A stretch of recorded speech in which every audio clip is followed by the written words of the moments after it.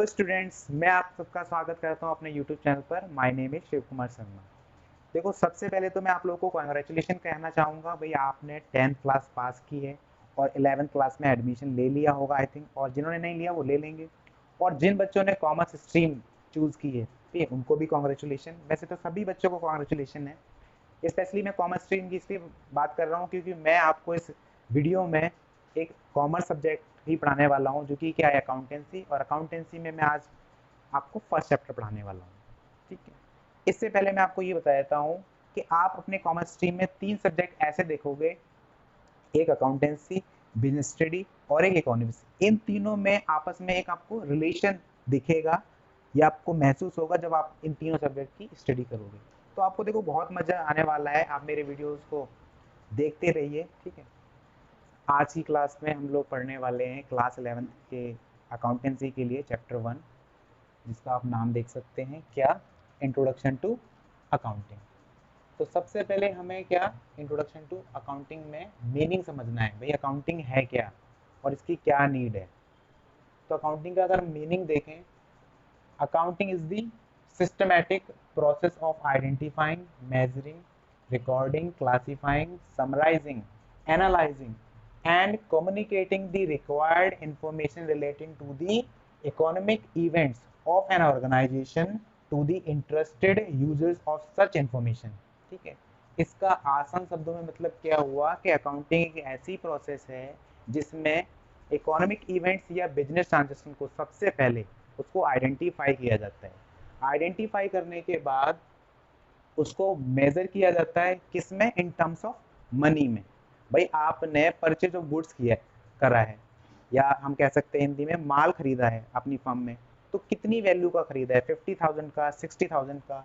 तो इन terms of money उसको major करना होता है उस ट्रांजेक्शन को। जब वो ट्रांजेक्शन मेजर हो जाता है in terms of money, then उसको क्या करना पड़ता है, रिकॉर्ड करना होता है। रिकॉर्ड करने का मतलब है कि आपके बिजनेस में कोई भी जो ट्रांजेक्शन हुआ है उसको आप कहीं ना कहीं तो रिकॉर्ड करोगे ना भाई।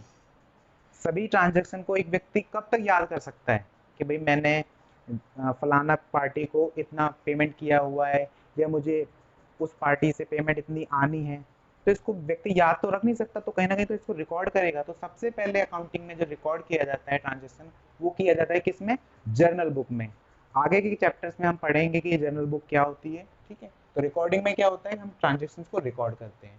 उसके बाद क्या होता है, क्लासीफाइंग। क्लासीफाइंग में क्या होगा कि भाई आपने सबसे पहले एक जगह जर्नल बुक में सभी ट्रांजेक्शन, कैसे ट्रांजेक्शन, जो आपके इकोनॉमिक ट्रांजेक्शन है या बिजनेस ट्रांजेक्शन है, उनको आपने रिकॉर्ड कर लिया। रिकॉर्ड करने के बाद आप क्या करोगे, उसको क्लासीफाई करोगे। क्लासीफाई करने का मतलब यहाँ पर क्या है, आप लेजर क्रिएशन करोगे। लेजर क्रिएशन का मतलब है कि एक पर्टिकुलर हेड से रिलेटेड सभी ट्रांजेक्शन उस पर्टिकुलर हेड में आएंगे। फॉर एग्जाम्पल, मान लो राम कोई आपकी पार्टी है, आपके बिजनेस की पार्टी है, तो राम से जितने भी ट्रांजेक्शन है आप राम के खाते में लिख दोगे, राम के अकाउंट में लिख दोगे। ऐसे कैश बुक में सारे ट्रांजेक्शन क्या, कैश के होंगे। कैश में आपने गुड्स को परचेज करा है, कैश में आपने गुड्स को सेल किया है, कैश में किसी को पेमेंट करी है, कैश में किसी से पेमेंट ली है।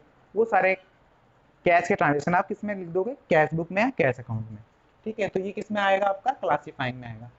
उसके बाद क्या होता है, समराइजिंग। समराइजिंग का मतलब है कि एक समरी फॉर्म में जो भी आपने डाटा कलेक्ट किया हुआ है, अकाउंटिंग इंफॉर्मेशन कलेक्ट की हुई है, उसको एक आप मीनिंगफुल वे में प्रेजेंट करते हो। एक मीनिंगफुल वे में प्रेजेंट करते हो मीन्स यहाँ पर आप क्या करोगे, समराइजिंग में ट्रायल बैलेंस प्रिपेयर करोगे, ट्रेडिंग अकाउंट बनाओगे, प्रॉफिट लॉस अकाउंट बनाओगे और बैलेंस शीट बनाओगे। अभी फिलहाल आपको समझ में नहीं आएगा कि भाई ये ट्रेडिंग अकाउंट सर क्या कह रहे हैं, या प्रॉफिट लॉस अकाउंट क्या होता है, या बैलेंस शीट क्या होती है। लेकिन आने वाले चैप्टर्स में आप ये समझ जाओगे कि भाई ट्रेडिंग अकाउंट क्या होता है, प्रॉफिट लॉस अकाउंट क्या होता है, या ट्रायल बैलेंस क्या होता है। देखो, समराइजिंग के बाद क्या होता है, एनालाइजिंग। एनालाइजिंग में क्या होगा, जो भी आपकी समरी है, ठीक है, उस समरी के बेस पर आप क्या करोगे, डाटा को एनालिसिस करोगे। डाटा को एनालिसिस करने के मतलब ये है कि आप उसके बेस पर क्या है, अपने बिजनेस के लिए डिसीजन मेकिंग करोगे, भाई फ्यूचर प्लानिंग करोगे। तो एनालाइजिंग में क्या करते हैं, हम डाटा को स्टडी करते हैं फ्यूचर प्लानिंग के लिए। उसके बाद आपका क्या है, कम्युनिकेटिंग। कम्युनिकेटिंग का मतलब क्या है कि भाई ये जो इंफॉर्मेशन आपने प्रिपेयर करी है किसमें, अकाउंटिंग में, ठीक है, आपने ये जो इन्फॉर्मेशन प्रिपेयर करी है अकाउंटिंग में, इसको क्या करोगे, आप कम्युनिकेट कर दोगे। भाई कम्युनिकेट किसको कर दोगे, जो इसके यूजर्स हैं, जो इंटरेस्टेड इसकी पार्टीज हैं, ठीक है, उनको कम्युनिकेट कर दोगे भाई, उसके बेस पर वो भी डिसीजन मेकिंग करेंगे। अब ये इंटरेस्टेड पार्टीज क्या होती हैं, यहाँ पर मैं आपको बताता हूँ।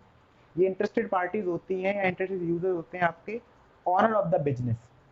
भाई ऑनर ऑफ द बिजनेस जो कि क्या है, इंटरनल यूजर है, ठीक है, अकाउंटिंग इन्फॉर्मेशन का। कैसे भाई, कोई भी ऑनर जो अपना बिजनेस रन कर रहा है, वो उस बिजनेस से प्रॉफिट अर्न कर रहा है या लॉस करना है, लॉस अर्न कर रहा है, वो जानना चाहता है, ठीक है। तो एक ये यूजर हो गया। उसी तरीके से गवर्नमेंट जो कि एक एक्सटर्नल यूजर है, भाई गवर्नमेंट किस पर्पज से जानना चाहती है आपकी अकाउंटिंग इन्फॉर्मेशन, कि भाई जो आप इनकम इस बिजनेस से अर्न कर रहे हो, उसके अकॉर्डिंग आप गवर्नमेंट को टैक्स पे कर रहे हो प्रॉपर या नहीं, ठीक है। तो गवर्नमेंट भी एक क्या है, एक इंटरेस्टेड पार्टी है, लेकिन ये कैसी पार्टी, एक कैसे यूजर से, एक्सटर्नल यूजर से, ठीक है। एक इसमें टर्म आया था क्या, कि भाई इकोनॉमिक इवेंट्स। इकोनॉमिक इवेंट्स या बिजनेस ट्रांजेक्शन क्या होता है, भाई किसी भी बिजनेस में परचेज ऑफ गुड्स एक इकोनॉमिक ट्रांजेक्शन है या बिजनेस इवेंट्स है। या फिर सेल ऑफ गुड्स, आपने सुना होगा भाई, माल खरीदा है, ठीक है, माल को बेचा है, सेल ऑफ गुड्स है, परचेज ऑफ गुड्स है, ये सब क्या है, इकोनॉमिक ट्रांजेक्शन है।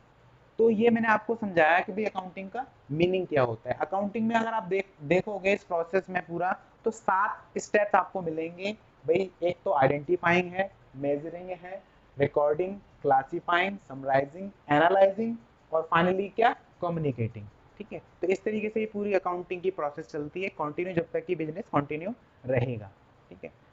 आई होप आपको मेरा वीडियो अच्छा लगा होगा। तो प्लीज़ मेरे चैनल को आप सब्सक्राइब करें, मेरे वीडियो को लाइक करें, और इसको आप शेयर भी करें अपने फ्रेंड्स के साथ, ठीक है। Thank you so much.